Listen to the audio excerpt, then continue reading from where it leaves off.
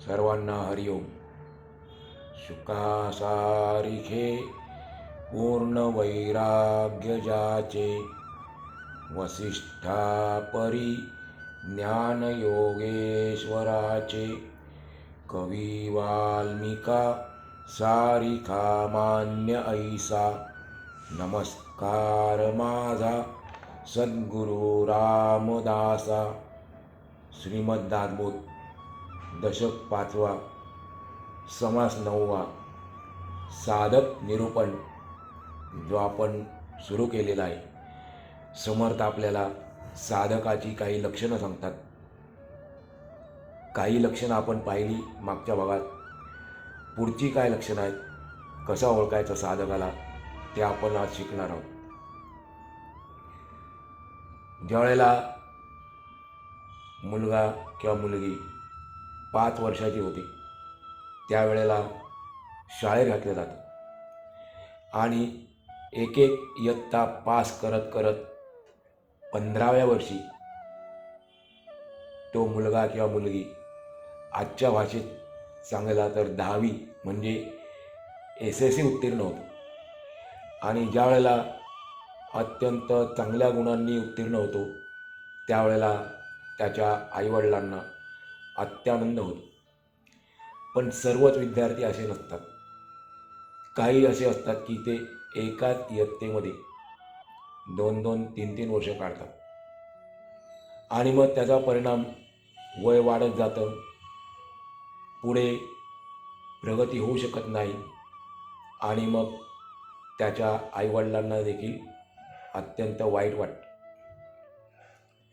शिक्षक शिकवतात, वर्गामध्ये शिकवतात, सर्वजण सांगतात अभ्यास करायला पाहिजे, अभ्यास करायला पाहिजे, पण काही जण मागेच असतात.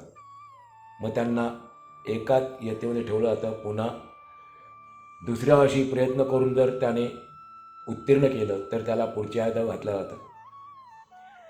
आपल्याला भगवंताने या जगाच्या शाळेमध्ये पाठवलेलं आहे आणि या जगाच्या शाळेमध्ये देखील आपण एकेका अवस्थेतून पुढच्या अवस्थेमध्ये जाणं गरजेचं आहे. एकाच अवस्थेमध्ये जास्ती दिवस राहणं किंवा जन्मच्या जन्म राहणं हे काय बरोबर नाही. मग ज्याप्रमाणे त्या एकाच इयत्तेत राहणाऱ्या विद्यार्थ्याच्या आईवडिलांना वाईट वाटतं, तसं त्या भगवंताला देखील वाईट वाटतं की अरे मी याला या जगाच्या शाळेमध्ये मनुष्य म्हणून पाठवला आणि तो एकाच अवस्थेमध्ये राहिला, मग त्याची पुढची अवस्था कधी येणार, मग पुन्हा त्याला मनुष्य जन्म घ्यायला लागतो. किंबहुना प्रगती झाली नाही तर मग इतर अनेक जन्मामध्ये त्याला फिरावं लागतं. या पाठशाळेमध्ये स्वतः भगवंतच सद्गुरूंच्या रूपाने आपल्याला पहिलं तिऱ्याला नेण्याकरता, एका अवस्थेतून दुसऱ्या अवस्थेमध्ये जाण्याकरता मदत करीत असतात. आपण त्यांचं फक्त बोट सोडलं नाही पाहिजे. जर बोट सुटलं तर मग आपल्याला पुन्हा पुन्हा फिरायला लागणार. आपण गांगरून जाणार, गोंधळून जाणार या जगाच्या बाजारामध्ये. मग सद्गुरू कुठे मिळतात आपल्याला, सद्गुरूंची लक्षणं काय आहेत सांगितली समर्थांनी. आपल्याला सद्गुरू कसे ओळखायचे ते सांगितलं. गुरु भरपूर आहेत जगाच्या बाजारामध्ये, म्हणतो मी गुरु भरपूर आहेत, सद्गुरू मिळणं कठीण आहे. मग शोधणार कुठे, शोधायची आवश्यकता नाही आहे. आपल्या घरामध्ये जे ग्रंथ आहेत ते ग्रंथ म्हणजे साक्षात सद्गुरूच आहेत. ज्यांनी जे लिहिले ग्रंथ तो त्यांचा अवतारच आपल्या घरामध्ये आहे. उदाहरणार्थ ज्ञानेश्वरी असेल तर माऊली आपल्या घरामध्ये साक्षात आहेत. दासबोध असेल तर समर्थ आपल्या घरामध्ये आहेत. तुकारामांची गाथा असेल तर जगद्गुरू तुकाराम आपल्या घरातच आहेत. असे जे जे ग्रंथ असतील आपल्या घरामध्ये ते साक्षात त्या ग्रंथाच्या रूपात आहेत. आणि म्हणून म्हटलेलं देखील आहे, ग्रंथ हेच गुरु. आपण पुढे जाऊन बोलूया, ग्रंथ हेच सद्गुरू आहेत. जगाच्या शाळेमध्ये परीक्षा घेतली जाते इतरांकडून. व्यवहारामध्ये इतरांकडून परीक्षा घेतली जाते, पण जगामध्ये कोणी परीक्षा घेत नाही. आपणच आपली परीक्षा करायची असते की मी किती अभ्यास केला. एका अवस्थेतून दुसऱ्या अवस्थेत जाण्याकरता मी किती अभ्यास केला, म्हणजे कोणकोणते प्रयत्न केले आणि कुठे कमी पडले, मग कुठे जास्ती करायला पाहिजे. जर मी बद्ध अवस्थेमध्ये आहे तर मला या अवस्थेतून पलीकडे जाण्याकरता काय काय प्रयत्न केले पाहिजे. मी मुमुक्ष अवस्थेमध्ये कसा जाईल. जर मी मुमुक्ष अवस्थेमध्ये येईल तर प्रयत्न करायचा आहे मला जायचं आहे साधक अवस्थेमध्ये. जर मी साधक असेल तर मला पुढच्या अवस्थेत जायचं आहे सिद्ध अवस्थेमध्ये. आणि एकदा ती अवस्था प्राप्त झाली की जसं आता मी जसं शेवटची परीक्षा दिली तसं आपलं आयुष्याचं कल्याण होतं. सद्गुरूंना पण आनंद होतो की आपल्याला सत्शिष्य मिळाला.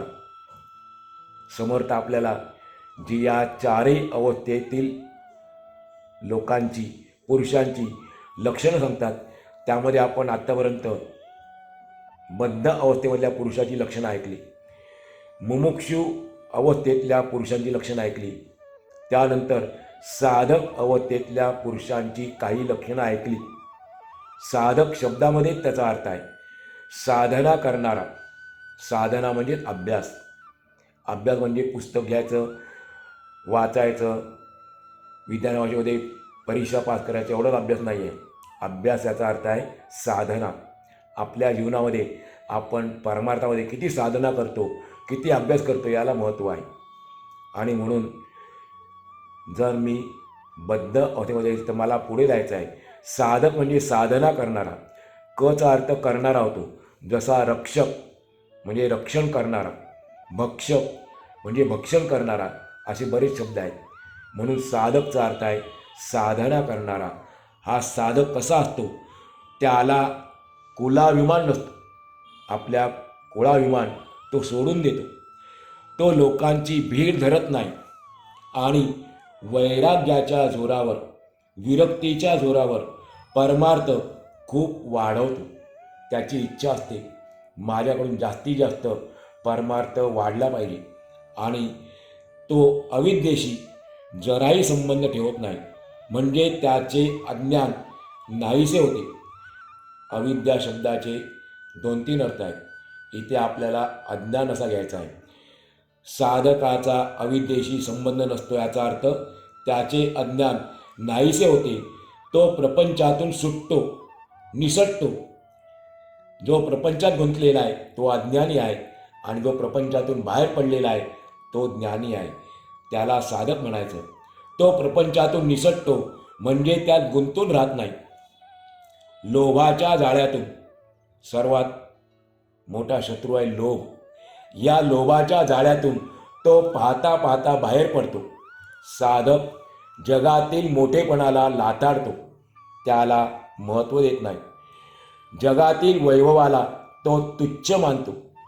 वैराग्याच्या बळावर तो मान सन्मानाला सुद्धा झिडकारतो. त्याच्यामध्ये मनामध्ये कोणत्याही प्रकारचा भेदभाव नसतो, कारण तो भेदाची भिंत तोडून टाकतो आणि सर्वत्र अभेदपणाने स्वस्वरूप पाहतो.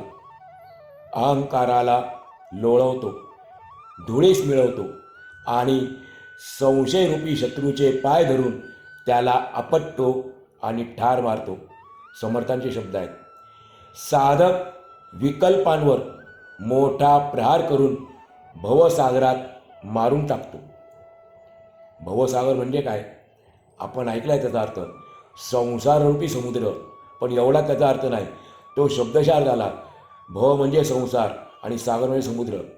मग त्याचा अर्थ सांगतात स्वामीजी, या चराचर विश्वात प्रतिक्षणी क्षणाक्षणाला घडणाऱ्या घटनांना भवसागर म्हणतात. या विश्वामध्ये प्रत्येक क्षणाला घटना बदलत असते आणि त्या घटनांना भवसागर म्हटलेला आहे. हा भवसागर साधक एका थपडेने नाहीसा करतो. तसेच पंचमहाभूतांमध्ये आपापसात असणारा विरोधही तो तोडून टाकतो. ही जी पंचमहाभूत आहेत त्यांचं आपापसात वैर आहे, शत्रुत्व आहे. पृथ्वी, आप, तेज, वायू आणि आकाश पृथ्वी म्हणजे माती, आपण ज्या पृथ्वीवर राहतो ती नाही. पृथ्वी म्हणजे माती. दुसरं महाभूत आहे आप म्हणजे पाणी. आता आपल्याला माहिती आहे मातीचं आणि पाण्याचं वैर आहे. मातीमध्ये पाण्यात झेम पडला की तो विरून जातो. आप आणि तेजाचं वैर आहे. आप म्हणजे पाणी, तेज म्हणजे अग्नी. अग्नीवर पाणी ठेवलं की पाणी उडून जातं आणि अग्नीवर पाणी टाकलं की अग्नी विरून जातो. प्रत्येकाचं वैर आहे, पण भगवंताची कला आहे. त्याने प्रत्येक प्राण्यामध्ये ही पंचमहाभूतं एकत्वाने नांदायला शिकवलेली आहेत. आपल्या प्रत्येक अक्षरामध्ये प्रत्येकाच्या अक्षरामध्ये पंचमहाभूत आहेत.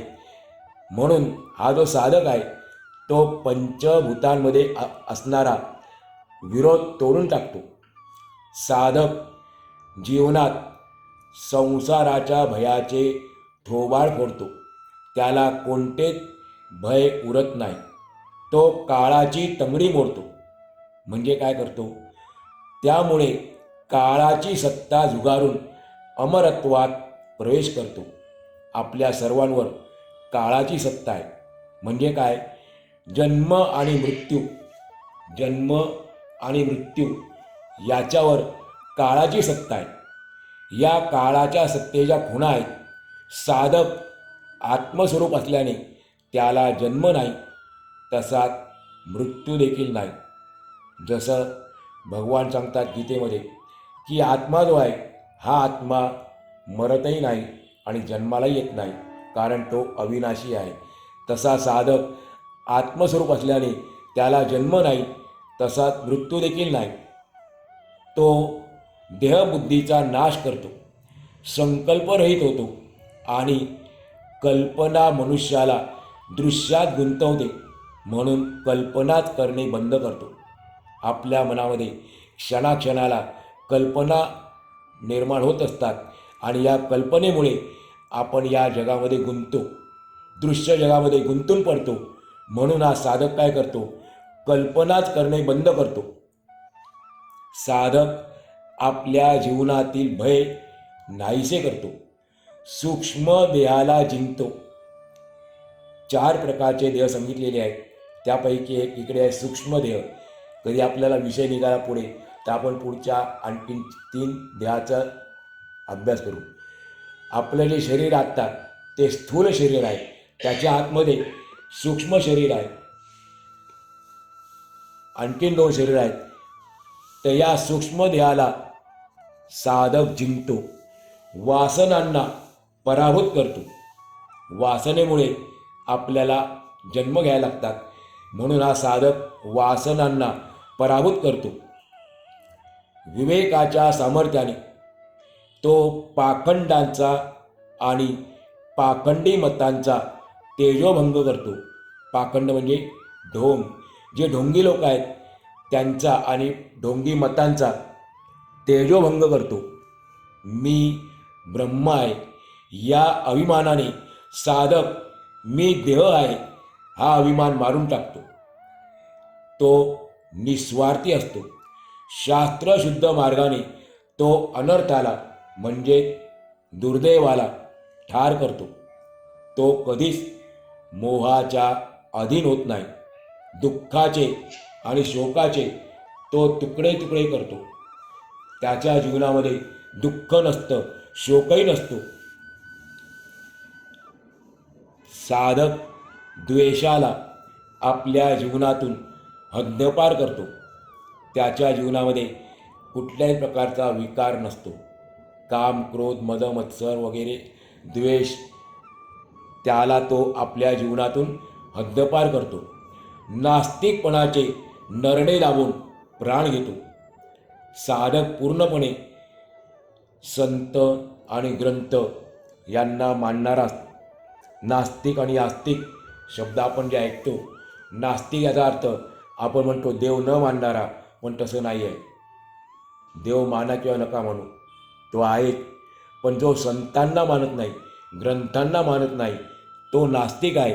अशा नास्तिकपणाचे जे नरडे दाबून तो प्राण घेतो आणि कुतर्काच्या मनात धाक निर्माण करतो.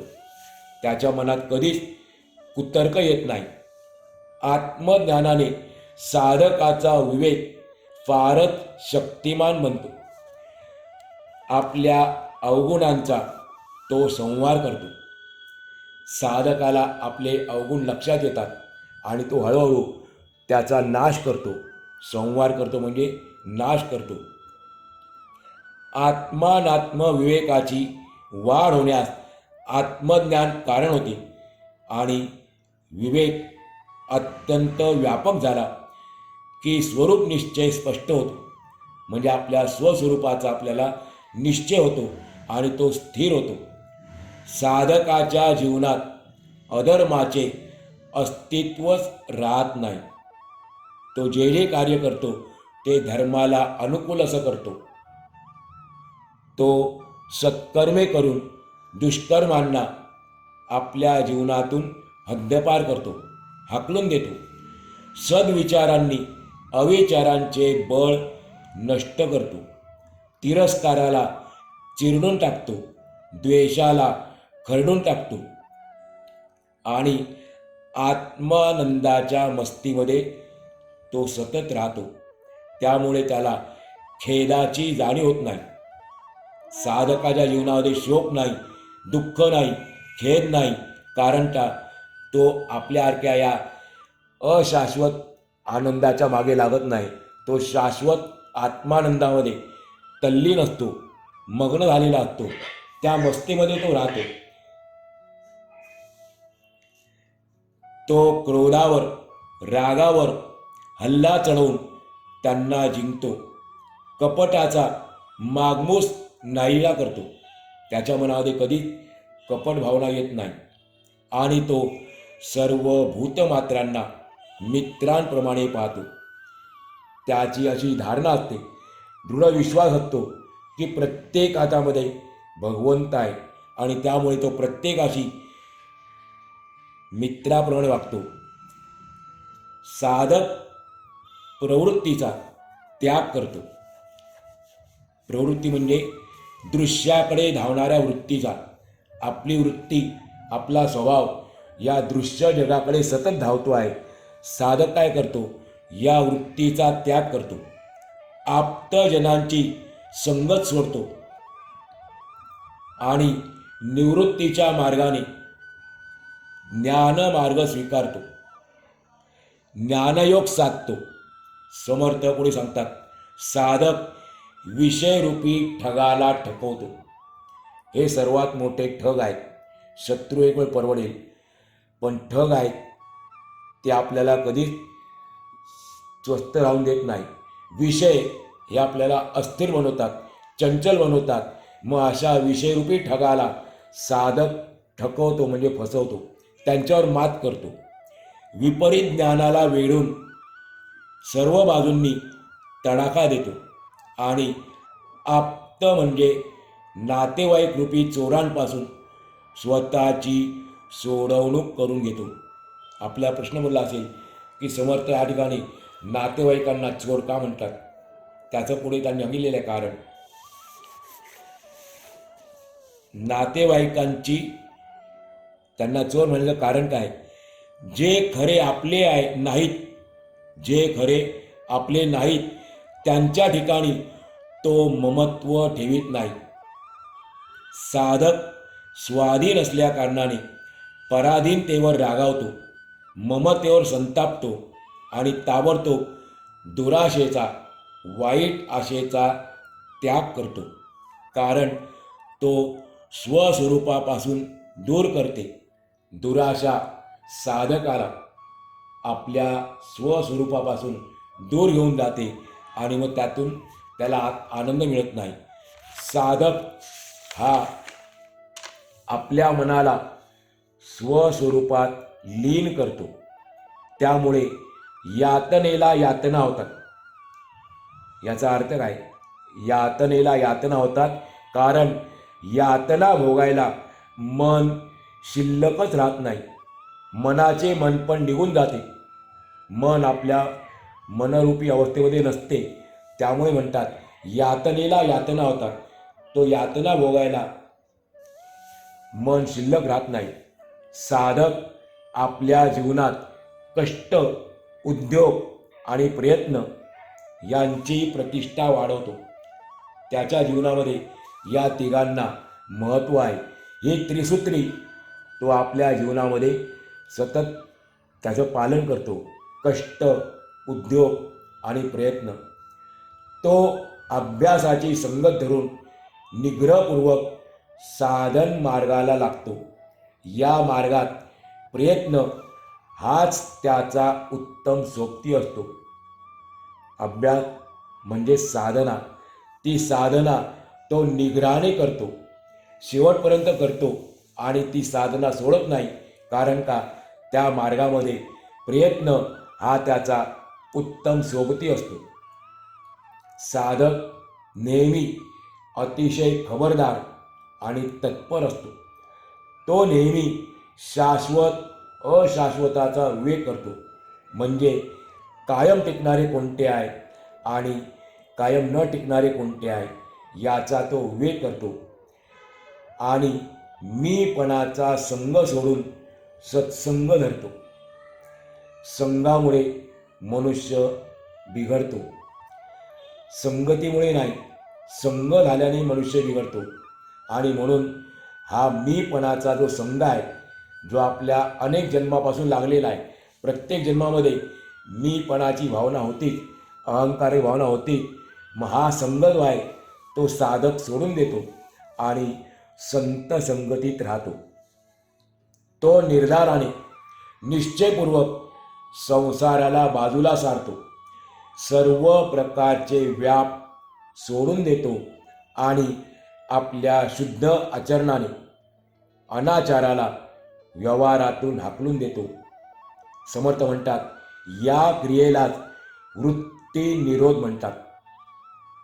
साधकाला सतत स्वस्वरूपाचे स्मरण असते, त्याचे सतत अनुसंधान असते.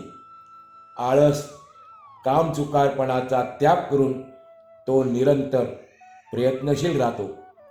आपल्या मनाला तो इतस्तता इकडे तिकडे भटकून देत नाही. परमार्थातलं महत्त्वाचं हे लक्षण आहे. जे मन चंचल आहे, ज्यामुळे आपल्याला अनेक जन्म घ्यावे लागतात, त्या चंचल मनाला साधक बांधून ठेवतो. इकडे तिकडे भटकू देत नाही. त्याची मनावर सत्ता असते. स्वामीजी सांगतात, आता हे बोलणे पुरे झाले. साधकाची लक्षणं आता पुरे झाली. थोडक्यात एका वाक्यात साधकाचे लक्षण काय? संत महात्म्यांचा उपदेश ऐकून जो आपल्या अवगुणांचा त्याग करतो तोच साधक असतो. हे आत्तापर्यंत केलेल्या वर्णनावरून आपण सर्वांनी ओळखावे. आपल्याला या एका वाक्यातून बऱ्याच गोष्टी घेण्यासारख्या आहेत, आचरणात आणण्यासारख्या आहेत. पहिली गोष्ट म्हणजे आपण दुसऱ्याचे अवगुण शोधण्यापेक्षा स्वतःचे शोधायचे आणि ते कमी कमी करून त्यांचा त्याग करायचा. म्हणजे आपण साधक अवस्थेला पोचलो असं म्हणता येईल. सारांश, जो मुद्दाम जबरदस्तीने देहबुद्धीचा त्याग करतो, सर्व संघाचा त्याग करतो, त्याला साधक समजावे. आता पुढील समासात सिद्ध पुरुष कोणाला म्हणायचे, त्याची लक्षणं काय, त्याला कसे ओळखायचे ते तुम्हाला सांगतो. अशा प्रकारे श्री दासबोधाच्या गुरु शिष्य संवादातील 5व्या दशकातील साधक लक्षण नावाचा 9वा समास पूर्ण झाला. आज आपण या ठिकाणी आजचा पूर्ण करूया.